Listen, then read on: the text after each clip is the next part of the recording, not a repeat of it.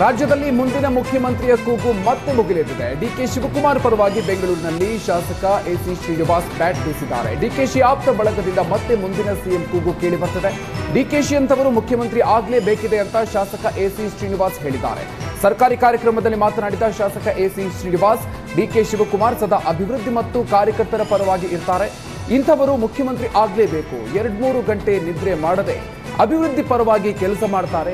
ಅವರು ಸಿಎಂ ಆಗಬೇಕು ಅಂತ ಬಯಸ್ತೀವಿ ಅಂತ ಶಾಸಕ ಎಸಿ ಶ್ರೀನಿವಾಸ್ ಹೇಳಿದ್ದಾರೆ. ರಾಜ್ಯಾದ್ಯಂತ ಆಯುಷ್ ವೈದ್ಯರು ಹಾಗೂ ಸಿಬ್ಬಂದಿ ಪ್ರತಿಭಟನೆಗೆ ಸಜ್ಜಾಗಿದ್ದಾರೆ. ವೇತನ ನೀಡುವಂತೆ ಆಗ್ರಹಿಸಿ ಎನ್ಎಚ್ಎಂ ಮುಷ್ಕರ ಮಾಡುವುದಕ್ಕೆ ಮುಂದಾಗಿದ್ದಾರೆ. 3 ತಿಂಗಳಿನಿಂದ ಎನ್ಎಚ್ಎಂ ಒಳಗುತ್ತಿಗೆ ನೌಕರರಿಗೆ ಆರೋಗ್ಯ ಇಲಾಖೆ ಸಂಬಳ ನೀಡ್ತಾ ಇಲ್ಲ. ಸಂಬಳ ಇಲ್ಲದೆ ಸಿಬ್ಬಂದಿ ಪರದಾಡ್ತಾ ಇದ್ದು ಆರೋಗ್ಯ ಇಲಾಖೆ ವಿರುದ್ಧ ಸಿಡಿದೆದ್ದಿದ್ದಾರೆ. ಸುಮಾರು 25 ವರ್ಷದಿಂದ ಒಳಗುತ್ತಿಗೆ ನೌಕರರಾಗಿ ಕಾರ್ಯನಿರ್ವಹಿಸ್ತಾ ಇದ್ದು ಒಳಗುತ್ತಿಗೆ ನೌಕರರನ್ನ ಕಾಯಂಗೊಳಿಸುವಂತೆ ಹಾಗೂ ನಿಗದಿತ ಸಮಯಕ್ಕೆ ವೇತನಕ್ಕೆ ಆಗ್ರಹಿಸಿ ಪ್ರತಿಭಟನೆಗೆ ಸಜ್ಜಾಗಿದ್ದಾರೆ.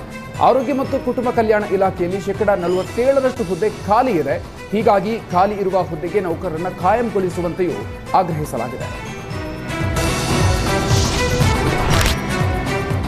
ಕುಕ್ಕೆ ಸುಬ್ರಹ್ಮಣ್ಯ ದೇಗುಲ ಆಡಳಿತ ಅಧ್ಯಕ್ಷ ಗಾದಿ ಭಾರೀ ವಿವಾದ ಸೃಷ್ಟಿಸಿದೆ. ಕುಕ್ಕೆ ಆಡಳಿತ ಮಂಡಳಿ ಸಮಿತಿ ಅಧ್ಯಕ್ಷರಾಗಿ ಹರೀಶ್ ಇಂಚಾಡಿ ಅವಿರೋಧವಾಗಿ ಆಯ್ಕೆಯಾಗಿದ್ದಾರೆ. ಮಾಜಿ ರೌಡಿ ಶೀಟರ್ ಆಗಿದ್ದ ಹರೀಶ್ ಇಂಚಾಡಿ ಆಯ್ಕೆಗೆ ತೀವ್ರ ಆಕ್ರೋಶ ವ್ಯಕ್ತ ಆಗಿದೆ. ನಕಲಿ ಚೆಕ್ ನೀಡಿ ಹಣ್ಣುಕಾಯಿ ಟೆಂಡರ್ ವಂಚಿಸಿದ ಆರೋಪ ಇತ್ತು. ಇದೇ ಕೇಸ್ನಲ್ಲಿ ಅರೆಸ್ಟ್ ಆಗಿದ್ದ ಹರೀಶ್ ಇಂಚಾಡಿ ಈಗ ಕುಕ್ಕೆ ದೇಗುಲ ಮಂಡಳಿಗೆ ಆಯ್ಕೆ ಮಾಡಲಾಗಿದೆ. ಈ ಆಯ್ಕೆಗೆ ಬಿಜೆಪಿ ಆಕ್ರೋಶವನ್ನು ವ್ಯಕ್ತಪಡಿಸಿದೆ.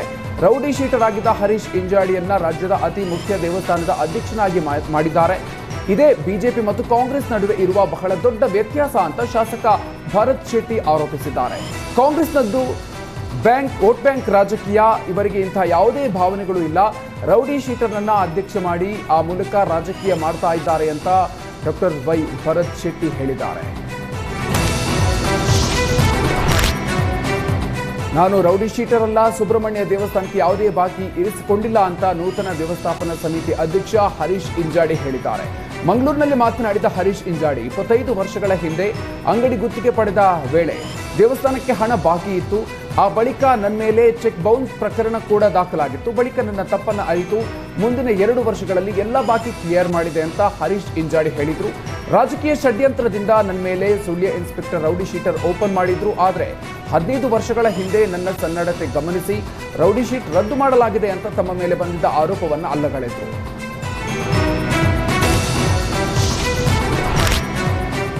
ಅಕ್ರಮ ಗಣಿ ಪ್ರಕರಣದಲ್ಲಿ ಗಂಗಾವತಿ ಶಾಸಕ ಜನಾರ್ದನ್ ರೆಡ್ಡಿ ಜೈಲು ಪಾಲಾಗಿದ್ದಾರೆ. ಜನಾರ್ದನ್ ರೆಡ್ಡಿ ಅವರ ಬೆಂಬಲಿಗರು ಅತಂತ್ರ ಸ್ಥಿತಿಯಲ್ಲಿದ್ದಾರೆ.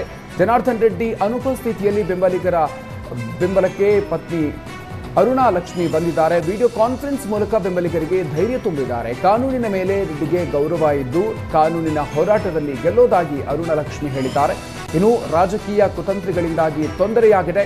ಯಾವುದೇ ಕಾರಣಕ್ಕೂ ಯಾರು ಎದೆಗುಂದಬೇಡಿ, ನಿಮ್ಮೊಂದಿಗೆ ನಾವಿದ್ದೀವಿ ಅಂತ ಬೆಂಬಲಿಗರಿಗೆ ಜನಾರ್ದನ್ ರೆಡ್ಡಿ ಪತ್ನಿ ಧೈರ್ಯ ತುಂಬಿದ್ದಾರೆ.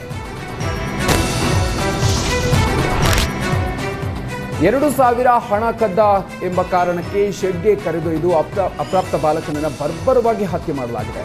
ಬೆಳಗಾವಿಯ ಅಥಣಿ ಪಟ್ಟಣದಲ್ಲಿ ಈ ಘಟನೆಯಾಗಿದ್ದು ರಾತ್ರಿ ಇಡೀ ಬಾಲಕನ ಮೇಲೆ ಮಾರಣಾಂತಿಕ ಹಲ್ಲೆ ನಡೆಸಿ ಹತ್ಯೆ ಮಾಡಲಾಗಿದೆ.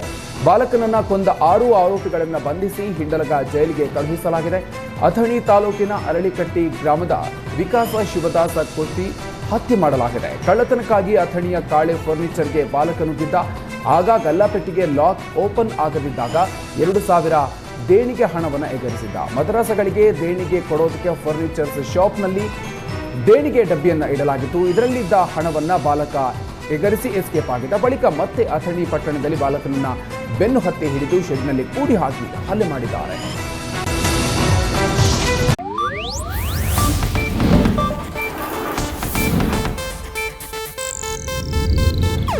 ಇದು ಏಷ್ಯಾನೆಟ್ ನ್ಯೂಸ್ ನೆಟ್ವರ್ಕ್ ಪ್ರಸ್ತುತಿ.